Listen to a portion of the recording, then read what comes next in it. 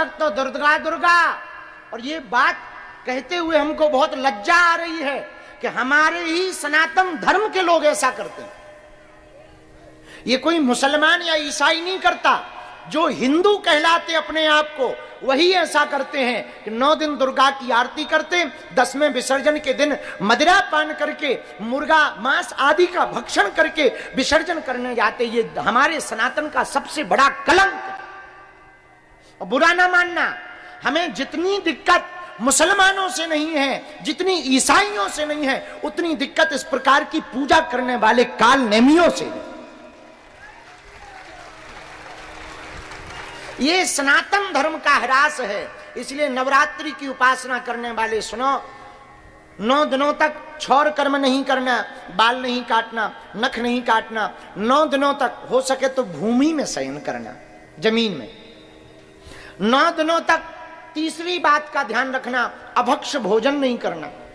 जो भोज्य पदार्थ हो सात्विक हो सके तो फलाहार रहो। फिर भी फलाहार नहीं रह सकते तो पाव पर सात्विक पाव। चौथा नियम, 9 दिनों तक देवी मंत्र का जप करें। भगवती का मंत्र आता हो तो ठीक है, ना आता हो तो जय माता दी गाओ। और सुनो, भगवती भाव की भूखी हैं, श्लोक की भूखी नहीं है।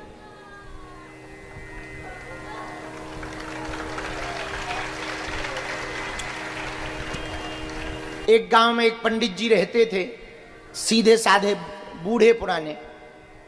वो एक नदी के किनारे देवी का जप कर रहे थे, तो उनका श्लोक शुद्ध नहीं था।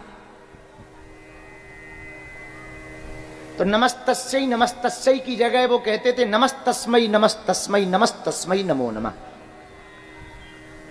कोई भी श्लोक, एक श्लोक है ना, या देवी सर्वभूतेषु शक्ति रूपेण संस्थिता नमस्तस्यै, तो वो कहते थे नमस्तस्मै नमस्तस्मै नमस्तस्मै नमो नमः। तो एक विद्वान पंडित जी खड़े थे, बोले वाह, शर्म नहीं आती आपको? इस प्रकार से आप बोल रहे हो, नमस्तस्यै की जगह नमस्तस्मै बोल रहे हो, नमः तस्मै बोल रहे हो, नमस्तस्मै बोल रहे हो। नहीं, गलत है, बहुत गलत है। पंडित जी बोले महाराज हम तो यही गाते हैं। बोले कब से गा रहे? बोले 80 साल हो गए। बोले फिर तो बहुत पाप का काम किया, तुम्हारे सब पुण्य चले गए। अब वो बेचारे रोने लगे, गिर गए। बूढ़े पंडित जी सीधे साधे। तत्क्षण दोनों के बीच में भगवती प्रकट भई, और जो विद्वान थे, ज्यादा संस्कृत झाड़ रहे थे, उनको डांट कर